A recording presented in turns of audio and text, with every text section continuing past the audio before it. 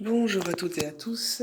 J'ai décidé de modifier un petit peu le contenu de mes vidéos que j'ai trouvé un petit peu longues ces derniers temps, surtout sur la manière noire. Du coup, je vais juste essayer de répondre le plus brièvement possible à des questions fréquemment posées en cours ou des petits soucis que vous rencontrez assez souvent. La question d'aujourd'hui, c'est par exemple une question que j'ai entendue très souvent, voire même beaucoup trop souvent. Comment trouver une couleur? Quel est le dosage d'une couleur?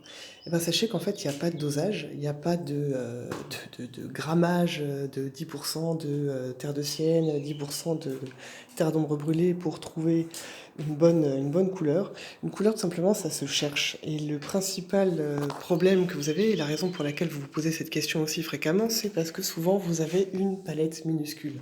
C'est-à-dire qu'en cours, je vous vois beaucoup trop souvent avec des palettes de ce format, voire du double, donc qui n'excèdent pas la taille de 2 mains, d'accord? Donc, étalez-vous, prenez des supports grands, larges, de préférence en plastique, encore mieux en verre, parce qu'en fonction des essences que vous allez utiliser, la térébenthine va faire fondre évidemment votre support.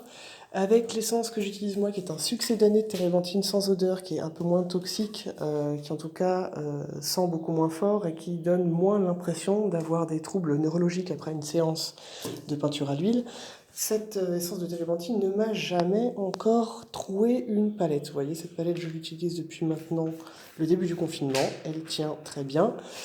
Et donc voilà, par exemple, donc sur la couleur, vous voyez cette petite couleur-là, on est en confinement, donc j'ai très peu de couleurs avec moi, les magasins sont fermés, donc je fais avec ce que j'ai. Pour avoir cette teinte-là, ce n'est ni une terre d'ombre brûlée, ni une terre d'ombre naturelle, c'est encore moins une terre de sienne brûlée qui est quasiment orangée, n'est-ce pas?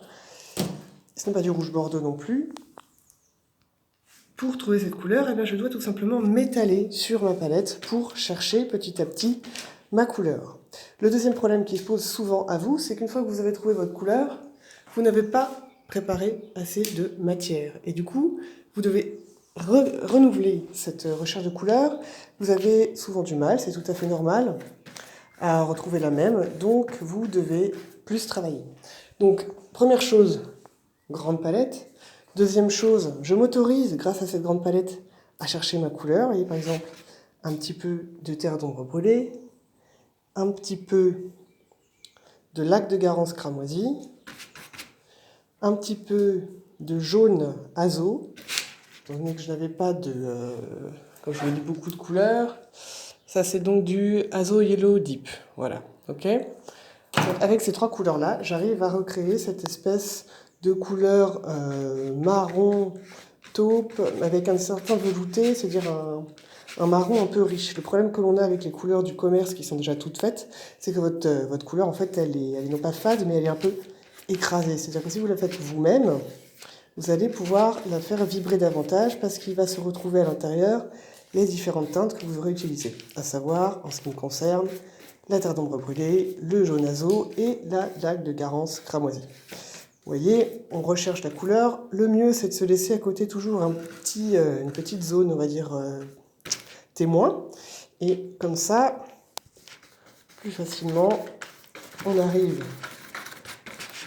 petit à petit à la trouver. Là, je suis encore beaucoup trop clair. J'en rajoute jusqu'à ce que je retrouve tout simplement la même teinte. Et une fois que j'ai ma bonne teinte, évidemment, il faut bien écraser la matière. Par contre, faites pas l'erreur d'avoir des gros paquets d'huile encore solide, alors qu'à côté, vous avez un truc plein de térébenthine, machin. Donc, vraiment, on mélange bien les deux. Et une fois que je suis arrivée à ma couleur type, je reprends le mélange initial, je fonds tout ensemble, et comme ça, j'ai une quantité un peu plus conséquente. Dernier conseil pour cette petite vidéo du jour, c'est l'utilisation du médium dans une première couche de peinture. À savoir que dans la technique traditionnelle, en général, on met une couche de médium légèrement colorée sur l'intégralité du support.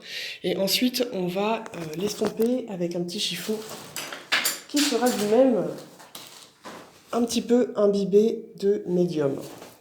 Alors le médium, ça peut se fabriquer soi-même, sauf qu'évidemment, j'avais plus les matières premières, confinement oblige, donc heureusement, Sennelier me sauve, j'ai encore une petite quantité.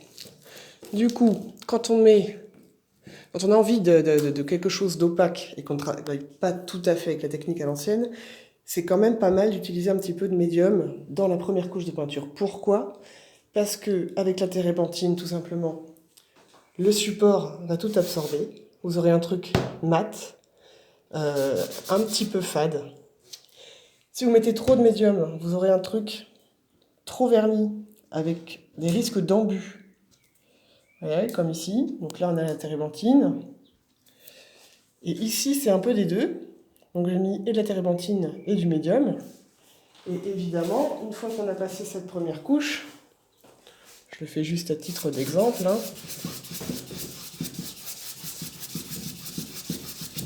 Une fois qu'on a passé cette première couche, il ne faut pas oublier de ferrer la peinture. C'est un petit peu comme la fresque, quand on a travaillé à la chaux, à la fin on vient avec une petite cuillère ou un petit outil, et on va tapoter comme ça. Avec la peinture à l'huile, c'est exactement pareil. Les termes du bâtiment sont exactement les mêmes, c'est-à-dire qu'à la fin d'avoir posé votre rouleau sur l'intégralité de votre mur, vous allez lisser votre mur, ok? Ça se fait pas tout de suite, là je le fais un petit peu trop tôt, c'est juste pour vous montrer le geste. Donc j'utilise un gros spalter parce que j'ai un gros format.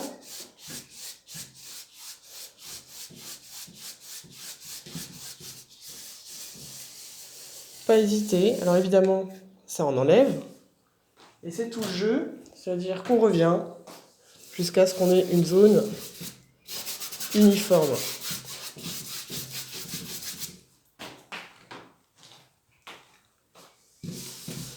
Cette technique vous permettra aussi dans un premier temps d'obtenir des flous que vous pourrez par la suite supprimer. Si vous n'avez pas de grand format ni de gros spalter, j'espère pour vous que vous avez ce genre de petits pinceaux en poil de poney. Ils sont pas très chers ceux-là, ils sont vraiment pas mal. Pour les petites zones, c'est quand même idéal. On peut avoir comme ça un peu plus de finesse. Sinon, étant donné que tous les magasins sont fermés, confinement toujours, figurez-vous que les pinceaux de maquillage sont tout à fait bien, étant donné que ce sont des pinceaux d'une extrême douceur, et que donc, par conséquent, ils conviennent parfaitement. Voilà pour cette première vidéo, j'espère ne pas avoir été trop longue. À bientôt!